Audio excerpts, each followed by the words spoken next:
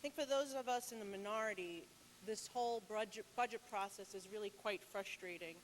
You know, we can't control what the governor does. We can't control what those of you in the majority do. We can only advocate for our constituents and where we think money should be spent. Predominantly during the hearing process is when we have the most ability to do that. Other than that, we're shut out from the three men in the room process. And while the three men have changed, or at least two of the three men have changed, the process really has remained the same, which I think is troubling for those of us who believe in transparency, those in government in this chamber, those in the media, those in the public. But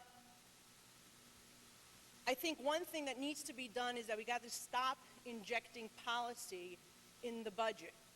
The budget is supposed to be about fiscal priorities, how we spend taxpayer money, how we spend the money that our hardworking constituents send to us every April 15th. And the fact that we're doing this extender today is really due to the need by some to try to inject policy, and in this case, controversial policy, into the budget process where it shouldn't be. I've also heard the governor blame Washington, blame the president. Well, we don't know what they're going to do, so we can't pass a budget. It's unbelievable that we have a state with a $153 billion budget, people that we have to take care of, we have to make priorities, but we're saying we can't do it because of what Washington may do. We shouldn't be dependent on what Washington does. And the idea that the governor said we're going to raise taxes across the board by 10% if Washington were to repeal Obamacare, or maybe even 26% across to the middle class if Washington repeals Obamacare. The governor has played politics in this process, and he has said that we're going to increase taxes 26%. The middle class, think about that. That's the first thing he looks to tax and spend, go back to the middle class for more money, and then let's blame the Republicans in Washington. I got to say that this budget I'm going to support because it's going to keep our state employees paid. It's going to keep our transit options funded. It's going to keep our state police operating.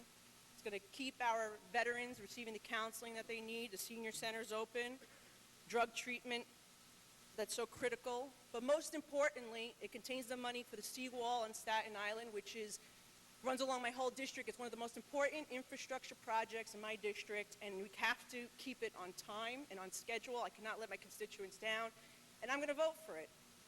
But it's not without its problems. $65 million that was supposed to go to the MTA additionally I mentioned the operating money for the MTA, but additional $65 million for capital has disappeared. With TAP, we're not addressing tuition assistance at all in this. You know, I've been advocating time and again, every opportunity I get to talk about it, the need to modernize our tuition assistance program and the schedule so more of our middle-class families can qualify for it. We have not increased the income eligibility for TAP in this state since the year 2000. So it stays stagnant at $80,000, which means if we have families who have multiple children, earn a household income of $81,000, they qualify for absolutely no TAP. And that is why we have a crisis when it comes to college debt in this state. Middle-class families, on average, $35,000, just graduating from undergrad, forget about graduate school. That needs to be modernized, and for 17 years it hasn't been. And so we're failing those college students. Additionally, graduate students. This body eliminated TAP for graduate students back in 2010. It was the year before I came here.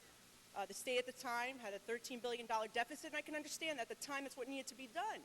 But now we seem to have so much money, and we still have not restored TAP for graduate students.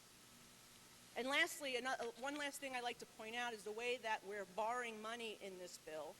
We did the right thing a couple of years ago when we did the Smart Bonds School Act, right? We asked the voters for approval. We asked, like we're supposed to, we asked the voters on a referendum to say whether they want us or not to spend $2 billion, borrow $2 billion to invest in our schools. And they overwhelmingly said yes. But now we're going to borrow $2.5 billion for water infrastructure without asking the voters whether they think that's where we should be spending their hard-earned money. And I think that is Something we shouldn't be doing in this chamber is what has gotten us in a tremendous amount of debt over the years. But as I mentioned, at the end of the day, my job is to make sure that my constituents are being taken care of. This has the critical funding for the seawall in my district. It cannot be delayed, and by voting for this, I'm ensuring that that project stays on track. I will support this at the end of the day, and I hope that we will have a responsible budget in the next day or two, or at least weeks, as soon as possible. And we should be including the minority and my minority leader in those conversations. The minority represent millions of people in this state, yet we've been shut out of the entire process. So don't blame us when you give us the bills that are 1,700 pages long and only a few hours to review it and say that we're holding up the budget process.